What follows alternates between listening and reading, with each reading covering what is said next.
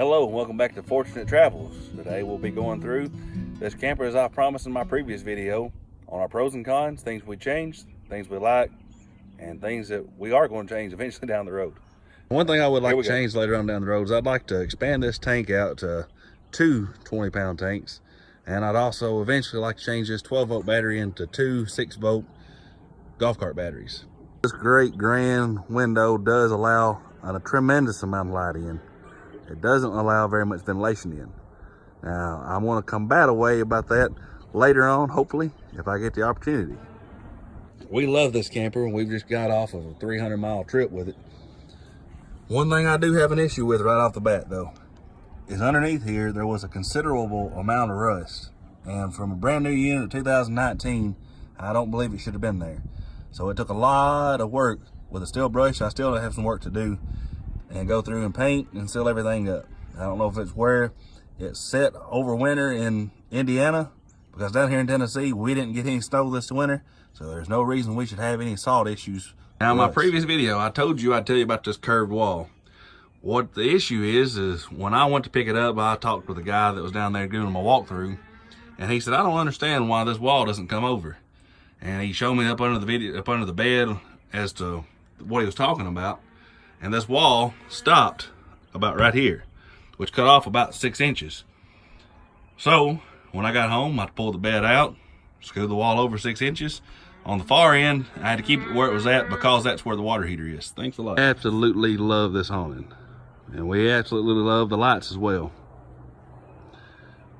Now, I was a little hesitant as to get the single axle trailer, especially considering that my family is a family of 6. 4 children and a dog. So the drive weight on this unit is just a shade over 3,400 pounds. Now we can attribute that to the single axle, which I was hesitant for at first, but after our 300-mile trip, it served no problems, and it actually rode very smooth down the road. A lot better than any single axle trailer I've ever had in my life. There's this little handle underneath our bed that picks up. You can access underneath, freshwater tank, and you can see where I move the wall over.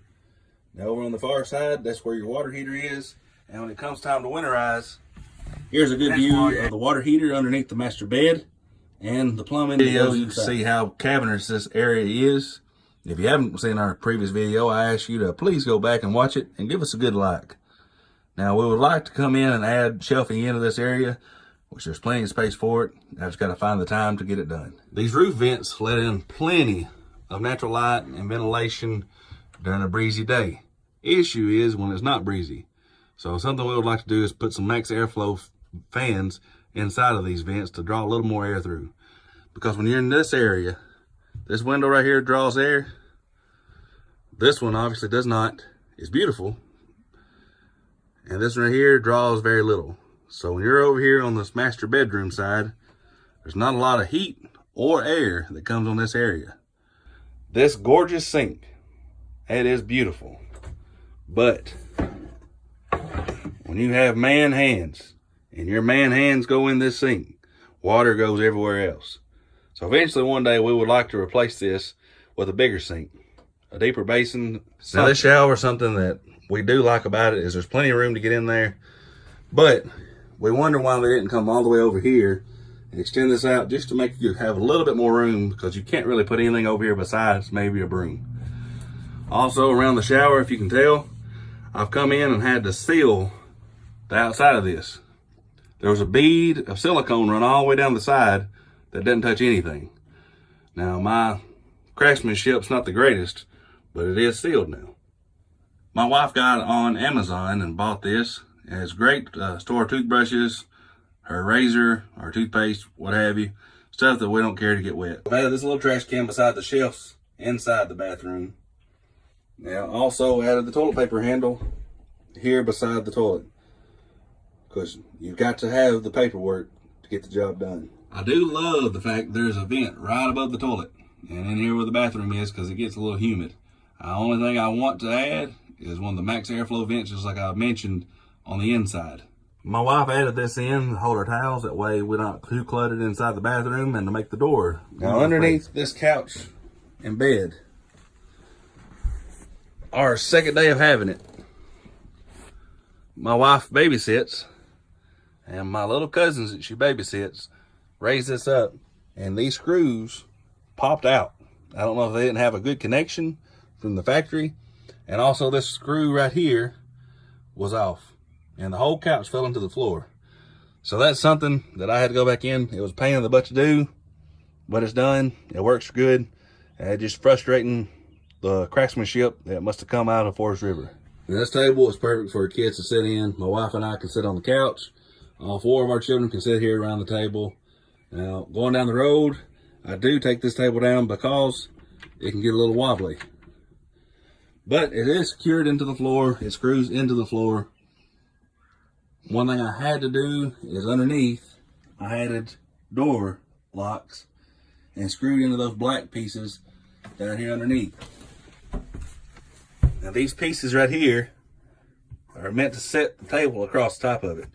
The first night we were in here, my 3-year-old tipped this table over at night and about gave everyone in here a heart attack. So I went in and I drilled holes and I put the door locks in, that way we can secure it. My wife had a great idea to put our kids' clothes inside of these plastic totes. They do a great job of keeping everything organized since we don't have drawers for the kids to put their stuff. Television is on an articulating arm. This is something I did myself. Our television is on an articulating arm. This is something I did myself that I would like to change, because this right here is not the greatest setup for the road. I'd like to put a different mount on here that allows the TV to tilt down towards television, because you have kind of a steep angle. Now, to touch on the ventilation issue that I talked about earlier. Now, obviously, it dumps plenty of air out to the bed, plenty of air out to the couch. But like I said, there's no ventilation up there to the bed. I wish they would have switched the air conditioner in this vent. That way you have a little bit more air closer to your bedroom. These no string pull blinds and the balances on top, actually, as my wife said, make a really good place to put your contacts, your glasses, your cell phone, or your keys. One thing this camper is lacking is electrical space. So what I did is I went and I got a power strip, velcroed it to the wall, kind of blends in, and it allows us to have a little extra space.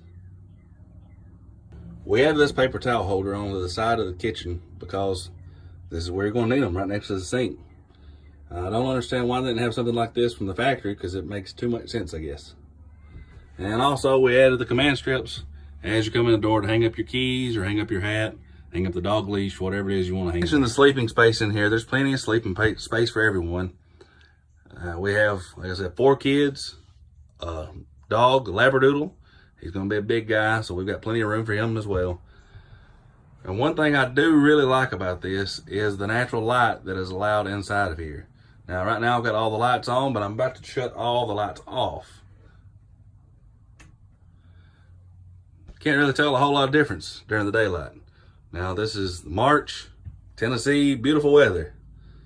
Cold outside, but we still have plenty of light on the inside. And it's plenty warm in here with this nice little furnace.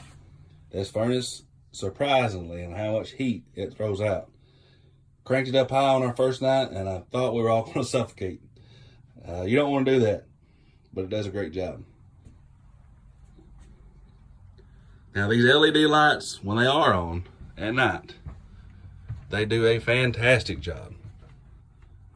There is never a moment in here where I feel like we don't have enough light. And there's plenty of LED lights thrown all around this place. I do have an issue with this door, and especially the door on the other side. I don't understand why the manufacturers couldn't have made the door just a little bit bigger. The vehicle is only rated for 5,100 pounds, and this one coming in on a dry weight at 34 and change allows for a little bit of room to add some weight in. And my best estimate, we were around 4,000 pounds during our 300-mile trip, and it pulled behind our vehicle like a champ. Never causes any issues at all. So I do highly recommend this camper if you are into something that is a little bit different than your normal bunkhouse model. We looked at all the bunkhouse models around, and they just didn't do anything for us. Too generic. Once again, if you like what you saw, please subscribe to Fourtunate Travels, and we would love to have you hit that like button and share us around a little bit. That way people can see this nice camper and watch our future travels as we go around this great nation. Safe travels.